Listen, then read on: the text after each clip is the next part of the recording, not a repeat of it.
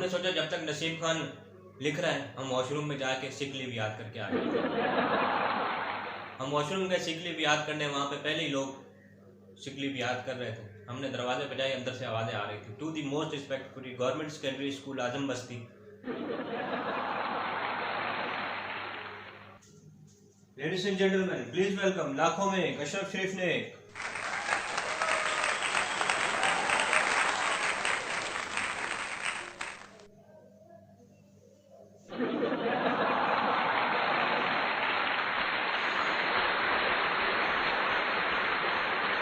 Thank you, mike निकाल रहा था। अस्सलाम वालेकुम नाज़रीन, मैं हूं लाखों में एक अशरफ शरीफ नेक और आज मैं आपको सुनाने वाला हूं एक half based true story. Half based, based on true story नहीं, हाफ बेस्ड ट्रू स्टोरी। ठीक है, ये हाफ बेस्ड इसलिए है क्योंकि इसमें कुछ जो है ना वो मैंने अपनी तरफ से बातें डाली है, बाकी सारी बातें सच्ची हैं। मिसाल के तौर पर नसीब खान हमारा दोस्त था और नसीब खान की सबसे अच्छी बात यह थी कि स्कूल के बराबर में उसके बाप का चाय का होटल था जहाँ के चीनी वाले पराठे बड़े मशहूर थे। 8वीं तक ना नसीब खान के वालिद ने चाय और पराठे की सप्लाई रुकने दी, ना टीचरों ने कभी उसकी सप्ली आने दी। लेकिन 9वीं में तो बोर्ड का एग्जाम होता है कराची में। 9वीं में बोर्ड का एग्जाम शुरू हो जाता है। पंजाब में 5वीं क्लास से बोर्ड का एग्जाम शुरू हो जाता है, यानी कि वहां पर 5वीं क्लास में पता चल जाता है कि चौधरी बड़ा होकर LLB करेगा या सियासत में जाएगा। आप मुल्तान चले जाए, वहां पे आपको हर 3 घर छोड़ के चौथा घर वकील का मिलेगा, बीच के 3 घर सियासतदान के होते हैं। नसीब की बात कर रहे थे हम लोग, तो नसीब खान जो है वो हमारा दोस्त था और उसके पास होने की सबसे ज्यादा खुशी जो होती थी, उसके वालिदैन से भी ज्यादा खुशी हमें होती थी। और बोलते थे चलो इस साल भी चीनी वाले पराठे फ्री खाने को मिलेंगे। अगर चीनी से आपको कोई लीडर याद आ रहा है तो आप वापस आ जाए। खैर वो दिन आ गया जब नसीब खान को एडमिट कार्ड देते हुए टीचर ने कहा नसीब खान हर जगह चाय पानी नहीं चलता। तो नसीब खान ने कहा सर हम चीनी वाला पराठा भी साथ ले जाएगा।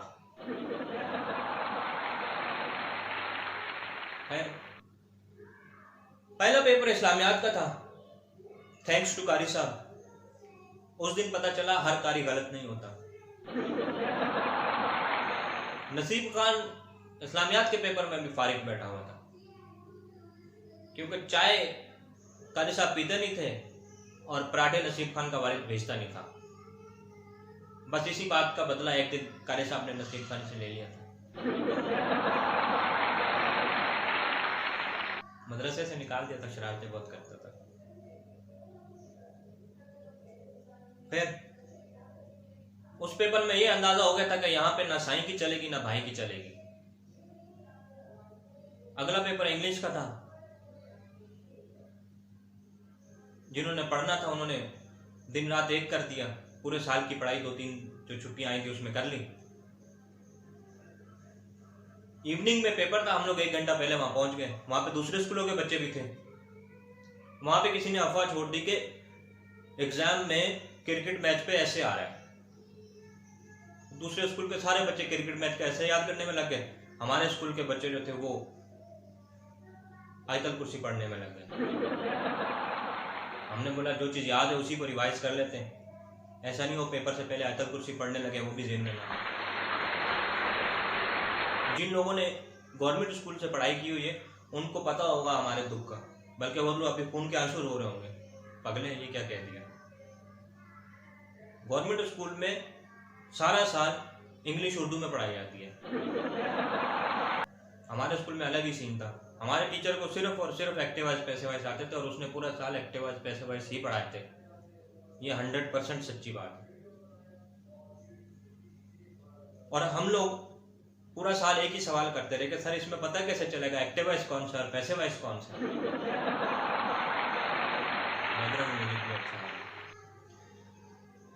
तो टीचर कहता था कि बेटा जब जुमला पढ़ोगे तो खुद ही पता चल जाएगा कि ये एक्टिव वाइज है कि पैसे वाइज है। और नसीब खान कहता था सर हमारे को तो जुमला पढ़ना भी नहीं आता है, हमें कैसे पता चलेगा ये एक्टिव वाइज है पैसे वाइज है। टीचर कहता था तुम चीनी वाला पराठा साथ ले जाना, एग्जाम में बैठ के खाते थे ना। खैर पेपर शुरू हुआ, इन्वेजिलेटर चेंज थे। हमने बोला या अल्लाह इन्हीं के दिल में रहम डाल दे। एक बहुत ही बुजुर्ग टीचर थी बेचारी, और एक यंग टीचर थी लेकिन प्रेग्नेंट थी। वो जो बुजुर्ग टीचर थी वो बहुत ज्यादा सख्त थी, और वो जो यंग टीचर थी जो प्रेग्नेंट थी वो थोड़ी सी नरम मिजाज की थी, हमें अंदाजा हो गया।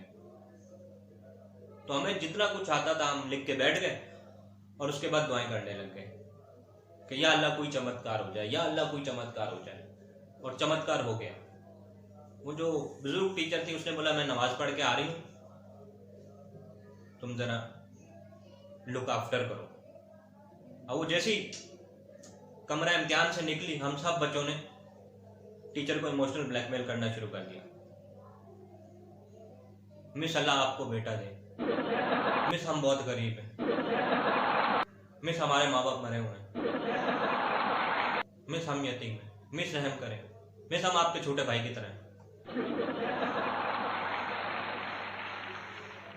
खैर उसको रहम आ गया, उसने बोला एक बेंच पे 2 लड़के बैठेंगे, एक दूसरे की हेल्प करेंगे, जितना जिसको आता है एक दूसरे को बताएंगे, और कोई आवाज नहीं करेगा, जिसकी आवाज आएगी उसको क्लास से उठाकर बाहर भेज दिया जाएगा। हमने बोला सही है। इससे पहले कि हम किसी जीनियस बच्चे को देखते, एक जीनियस बच्चा हमारे बराबर में आके बैठ गया। हमने गर्दन घुमाई, नसीब खान। हमने काफी आगे बढ़ा दिया। हमने कहा हमने तुम्हारी चीनी खाई है, और हम वजीर आजम भी नहीं है जो इंक्वायरी बिठाएंगे।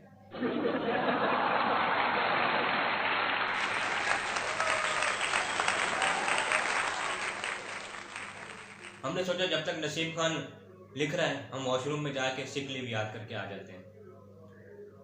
हम वॉशरूम गए सिक लीव याद करने, वहां पे पहले ही लोग सिक लीव याद कर रहे थे। हमने दरवाजे बजाए, अंदर से आवाजें आ रही थी, to the most respectfully government secondary school Azam बस्ती।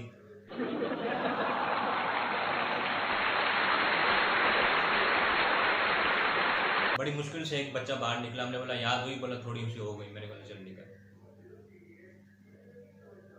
अंदर गए, एप्लीकेशन याद की, वापस आया तो देखा वो बुजुर्ग टीचर आ चुकी थी। नसीब खान अपनी जगह पे बैठा हुआ था, हम भी जाके अपनी जगह बैठ गए, सिक लीव लिखी। उसके बाद हमारी नज़र पड़ गई Karachi the city of light के ऐसे पे। हम क्रिएटिव माइंड बंदे, हमने कहा ये तो आसान है, हम लिख लेंगे। हमने ब्लू मार्कर से हेडिंग दी और लिखना शुरू कर दिया, Karachi very big city, picnic at sea side, cricket match Delhi, shopping Tariq road, छानेबाजी मज़ारे का, Karachi the city of light, good morning light yes, good afternoon no light, good evening light comes, good night again light no, thanks the and.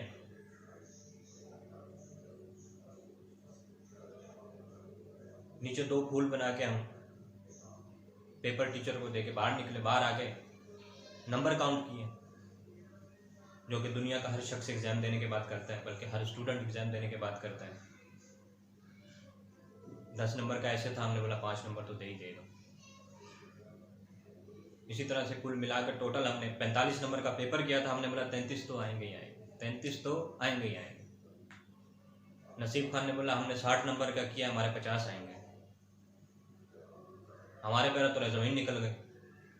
हमने बोला तुमने 60 का कैसे किया? बोला जब तुम चले गए थे हम 10 मिनट एक के पास बैठा, फिर 10 मिनट दूसरे के पास बैठा, फिर 10 मिनट तीसरे के पास बैठा। मैंने बोला हाँ, सभी ने तुम्हारी चीनी खाई हुई थी, तुम्हारे खिलाफ एक्शन कौन लेता? हम लोग घर आ गए। रिजल्ट वाले दिन हम इंग्लिश के अलावा सारे पेपरों में पास थे। नसीब खान के पास पहुंचे तो पता चला वहां पे चीनी के पराठे पूरे मोहल्ले में मुफ्त बट रहे हैं। हमने बोला तुम सारे पेपरों में पास हो गए? बोला नहीं, हम सिर्फ इंग्लिश में पास हुए। मैंने कहा तो कोई पराठे क्यों बांट रहे? बोला हमारे खानदान में पहली दफा कोई इंग्लिश में पास हुआ है।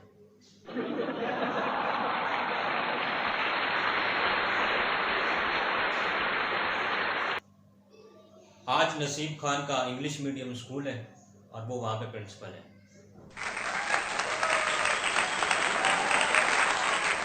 और मैं रोज सुबह उठ के देखता हूँ कि सब्सक्राइबर कितने हो गए।